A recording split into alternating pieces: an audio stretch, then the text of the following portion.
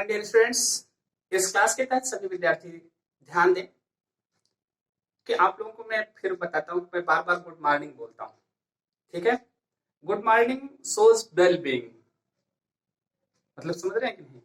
बस ये इतनी चीज का है, जैसे हम कहते हैं it is the symbol of positive approach. ये पॉजिटिव अप्रोच का क्या है? सिंबल है।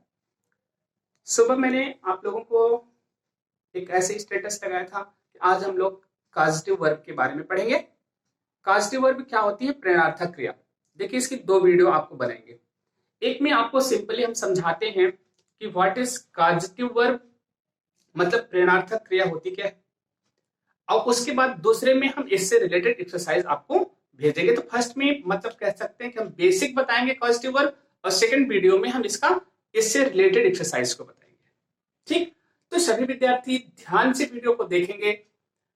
देखने के बाद आप लोग नोट्स जरूर बनाइए, क्योंकि वर्ब टॉपिक ही आपका चल रहा है। जो बेसिक ग्रामर हमने बताया था कि हम अभी पार्ट्स ऑफ स्पीच आप लोगों को पढ़ा रहे हैं, तो काइंड्स ऑफ वर्ब पढ़ा रहे हैं, जिसमें ट्रांजिटिव वर्ब, इंट्रांजिटिव वर्ब, ठीक है, वर्ब ऑफ पोजेशन और अथॉरिटी, ठीक है। इसी के बाद आप लोगों को verb of perceptions, complementary verb, ये सारे वर्ब बताई गई। इसी में एक वर्ब है आपकी कॉजेटिव वर्ब। देखिए, अभी मॉडल वर्ब भी आपको बताया गया था। कॉजेटिव वर्ब जो है इसी को हम बोलते हैं पॉजिटिव वर्ब, ठीक है। और एक क्रिया हमारी कहलाती है प्रेरणार्थक क्रिया। प्रेरणार्थक क्रिया, देखिए, क्योंकि हम कहते हैं हमारी अगर एक भाषा तैयार हो जाती है तो उसी के साथ हम सारी भाषाओं को तैयार कर लेते हैं। अब थोड़ा सा हम एग्जाम्पल लेते हैं। जैसे मान लीजिए हमने कह दिया, एक एग्जाम्पल लिया, घोड़ा तेज दौड़ता है। सिंपल वे में आप समझेंगे, मतलब यहां पर हॉर्स अपने मन से वो क्या करता है? तेज दौड़ता है। जैसे हमने लिखा बच्चा रोता है, ध्यान दीजिएगा, क्या लिखा? बच्चा रोता है। दोनों का अलग अलग हो गया। ठीक, घोड़ा तेज दौड़ता है, बच्चा रोता है। अब उसके बाद कहा गया अमन सेब खाता है।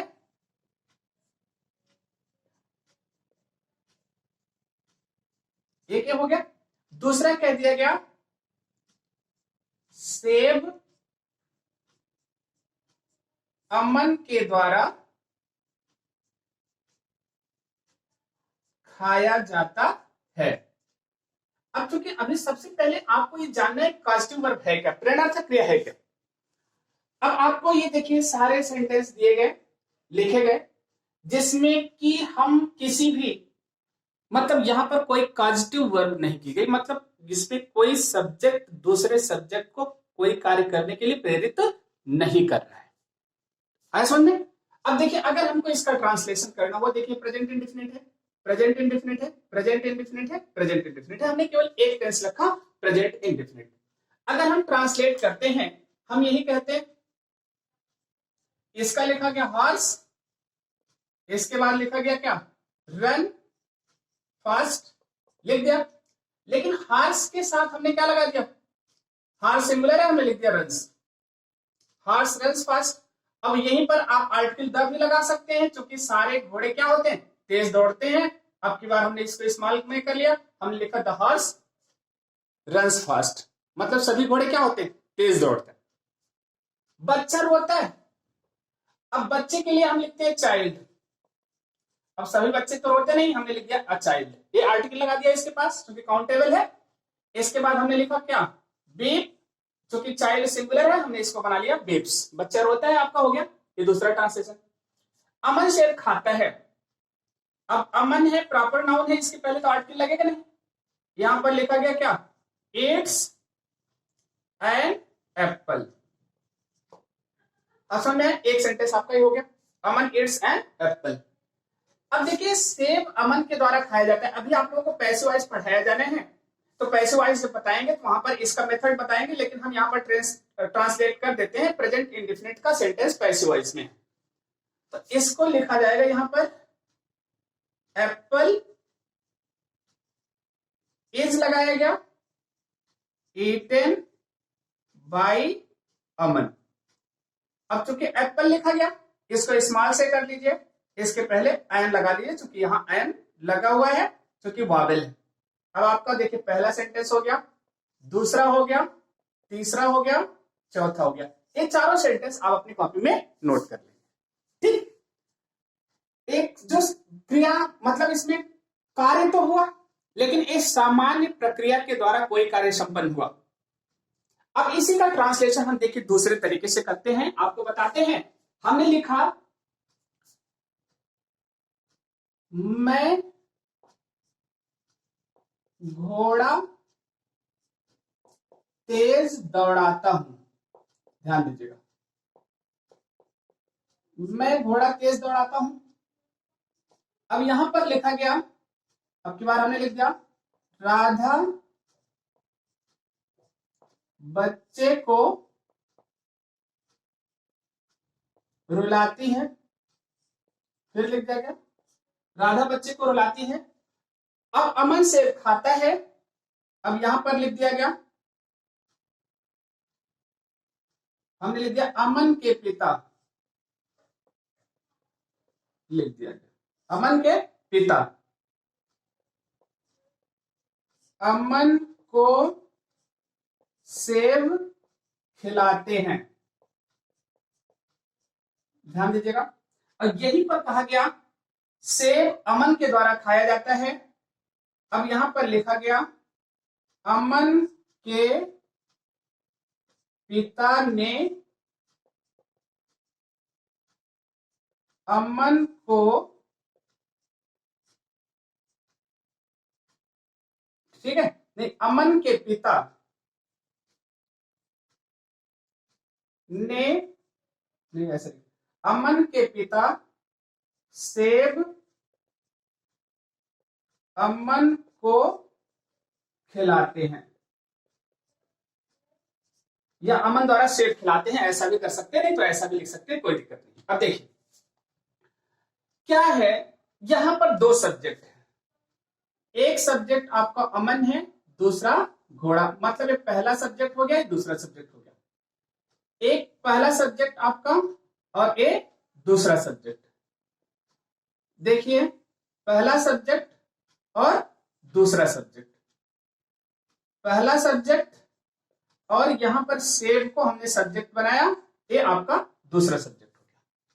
ठीक, अब क्या है, इसमें हम देखते हैं कि एक कर्ता, जो पहला कर्ता है, वो दूसरे कर्ता को प्रेरित करता है कोई कार्य करने के लिए, प्रेरणार्थक क्रिया। एक कर्ता दूसरे कर्ता को कार्य करने के लिए प्रेरित करता है, प्रेरणार्थक क्रिया। एक कर्ता दूसरे कर्ता को कार्य करने के लिए प्रेरित करता है, प्रेरणार्थक क्रिया। एक कर्ता दूसरे कर्ता को कार्य करने के लिए प्रेरित करता है, प्रेरणार्थक क्रिया। ठीक, चलिए, मतलब जब किसी सेंटेंस में एक कर्ता के द्वारा दूसरे कर्ता को कोई कार्य करने के लिए प्रेरित किया जाता है, उसी को हम प्रेरणार्थक क्रिया कहते हैं। और इस प्रेरणार्थक क्रिया के अंतर्गत आपकी इतनी क्रियाएं आती हैं, मेक, कज, हैव एंड गेट। अब आपकी हमने चार क्रियाएं बता दिया, मेक, कज, हैव एंड गेट, ये चार क्रियाएं। इन चारों को टेंस के अकॉर्डिंग को हम चेंज करते हैं। जैसे हमारा टेंस हो जाएगा, मेक का मेड भी कर सकते हैं, बिल मेक भी कर सकते हैं, कज का कज भी कर सकते हैं, बिल कज भी कर सकते हैं, हैव का ऐसे हैज, हैव, हैड, गेट का गेट, गेट्स, गॉट कर सकते हैं। टेंस के अकॉर्डिंग को चेंज होगा।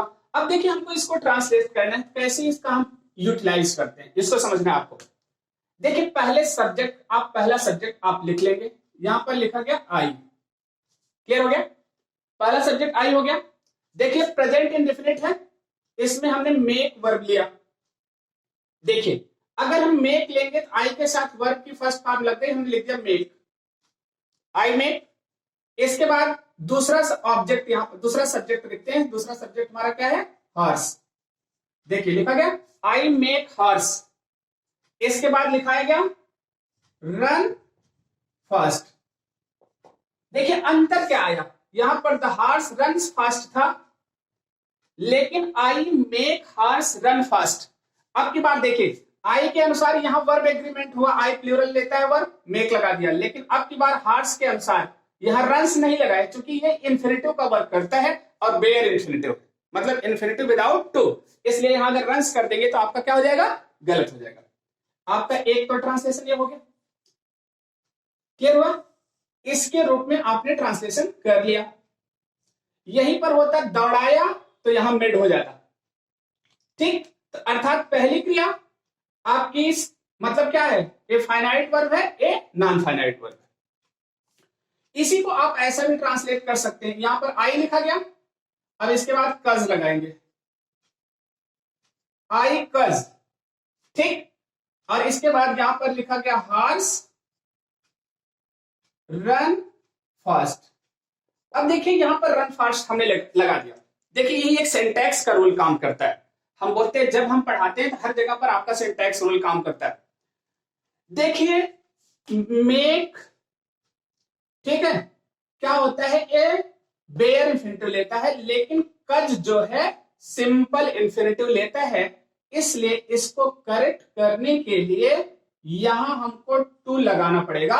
अर्थात क्या हो गया, आई कज हार्स टू रन फास्ट। अगर यहां टू नहीं लगाएंगे तो हमारा गलत हो जाएगा। तो समझ में आया कि कॉजेटिव वर्ब में मेक क्रिया बेयर इंफिनिटिव लेती है, कज सिंपल इंफिनिटिव लेती है, अर्थात कज के साथ हम टू का प्रयोग करते हैं और मेक के साथ हम टू का प्रयोग नहीं करते। ये सिंटैक्स का रूल है। अगला देखिए, राधा बच्चे को रुलाती है। अब हमने यहां पर लिख दिया राधा, देखिए लिखा गया। इसके बाद हमने कह दिया बच्चे को रुलाती है। अब की बार हम मान लीजिए कज पहले लेते हैं, हमने लिखा राधा कज, राधा सिंगुलर है, हमने लिख दिया कजेस, ठीक। इसके बाद बच्चे चाइल्ड। अब यहां पर ए लगाएंगे तो आप आर्टिकल ए लगा सकते हैं, नहीं तो बीच में छोड़ भी सकते हैं। चाइल्ड, चलिए हमने ए लिख दिया, अ चाइल्ड। इसके बाद क्या लिखा, टू बीप, क्योंकि कज लगाए हैं इसलिए हमने टू बीप लिख दिया। आपका एक सेंटेंस क्लियर हो गया, Radha causes a child to weep. Okay, इसी को आप दूसरे तरीके से अब ऐसा भी लिख सकते हैं। यहां पर आपने लिखा राधा, इसके बाद लिखा मेक्स, इसके बाद क्या लिखा चाइल्ड, लेकिन अब की बात केवल क्या लिखेंगे, बीप लिखेंगे, टू बीप नहीं लिखेंगे। यही सिंटैक्स के रूल को आपको ध्यान में रखना, ठीक। अब यहां पर हम आते हैं, जो हमारा तीसरा एग्जांपल है, सिंपली अमन के पिता, अमन लिखा गया, फर्स्ट ऑफ यस लगाया गया, अमन्स फादर, क्या लिखा गया, अमन्स फादर, ठीक। अमन के पिता, यहां पर लिखा गया अमन को सेब खिलाते हैं। किसको, अब यहां पर खिलाते हैं तो यहां पर हमने मेक का प्रयोग किया, मेक्स लगा लिया। अब इसके बाद अमन लिखा गया, देखिए ईट वर्ब की फर्स्ट पार्ट, क्या हो गया, एन एप्पल। आपका ट्रांसलेशन हो गया। अब ऐसे आप दूसरे तरीके से भी कर सकते हैं। फिर देखा आपने अमन्स फादर, अब की बार यहां पर हमने कज लिखा, अब कजेस हो जाएगा, अमन्स फादर कजेस। यहां पर फिर लिखा हमने अमन टू ईट एन एप्पल। अब आपने केवल देखा क्या कि एक टू ले रहा है, एक टू नहीं ले रहा है। और एक चीज आपको समझ में आ गई होगी, हम सारे एक्टिव वॉइस सेंटेंस में हमने केवल मेक और कज का प्रयोग किया, अर्थात एक्टिव वॉइस में हम इन दोनों वर्ब का प्रयोग करते हैं। किसका, मेक और कज का। इसके बाद देखिए ये सेंटेंस हमने पैसिव वॉइस में बना लिया। अमन के पिता सेब अमन को खिलाते हैं, आपके बाद सेब को एम्फेसिस किया गया। अब की बात देखिए, गेट और हैव, ये जो दो क्रियाएं हैं, इनका प्रयोग हम पैसिव वॉइस में करते हैं। अब की बार यहां पर लिखा गया, इसका ट्रांसलेशन हो गया अमन्स फादर। अब की बार हमने क्या लिखा, क्योंकि प्रेजेंट में है हमने लिखा हैज, ठीक है। इसके बाद क्या लिखा, एप्पल। अमन्स फादर हैज एप्पल, इसके बाद वर्ब की थर्ड फॉर्म लगाएंगे, यहां पर क्या हो गया, ईटेन बाय अमन, ऐसा बन गया। इसी का आप ऐसा दूसरा रूप भी लगा सकते हैं कि अमन्स फादर हैज के स्थान पे क्या आ जाएगा आपका, अब की बार हमने गेट का प्रयोग किया, यहां पर गेट्स हो जाएगा, एन एप्पल ईटेन बाय अमन, ये आपका हो गया। तो अब आपके ये अभी हमने एग्जांपल बताया, हमने क्या कहा, प्रेरणार्थक क्रिया वह क्रिया होती है जो एक कर्ता को दूसरे कर्ता द्वारा कार्य करने के लिए क्या किया जाता है, फोर्स कराया जाता है, उसे हम कास्टिव वर्ब कहते हैं। कास्टिव वर्ब के अंतर्गत आपकी चार क्रियाएं आती हैं, मेक, कज, हैव और गेट, ठीक, जिसमें मेक और कज का प्रयोग हम एक्टिव वॉइस में करते हैं, हैव और गेट का प्रयोग हम पैसिव वॉइस में करते हैं। पैसिव वॉइस का मतलब होता है जब किसी सेंटेंस के हम ऑब्जेक्ट पर जोर देते हैं तो वो सेंटेंस हमारा किसमें होता है, पैसिव वॉइस में होता है। तो इतना एग्जांपल्स अभी आप लोग क्या करेंगे, नोट कर लेंगे, और यहां पर क्या लिखना है, कास्टिव वर्ब की परिभाषा, तो हम परिभाषा आप लोगों को बता देते हैं, और उसके बाद आपको बता ही दिया गया इसमें कौन कौन सी क्रियाएं आती हैं, ठीक। देखिए